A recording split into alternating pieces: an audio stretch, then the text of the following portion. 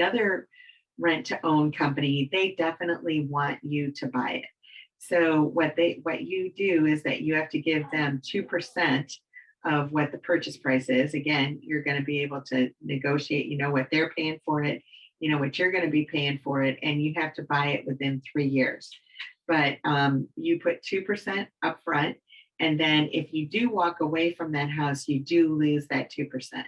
So they definitely want to sell it to you. You know, they'll help you with going through credit counseling and those kinds of things so you can buy it. And they actually will charge you a little bit more rent, but that little bit more rent that they're charging you is actually going into a savings account so that you have the money to close within those 3 years. So like I said, they're really working hard to make sure that the buyer can buy that house, that you can rent to own. And if you do walk away, like I said, you have to put that 2% up front, but all that amount that you were saving that you were paying above rent, then if you did walk away from that house, you do keep that money. So that's 2 different scenarios of rent to own homes, but you can buy a house that's on the market, or the company will buy a house for you, and then you can buy it when the time is right.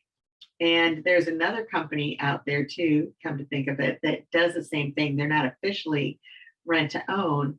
They will let you buy a house for cash, and then you can rent it from them for a period of time, and until you get your financing in order. And I believe it's 6 months to a year.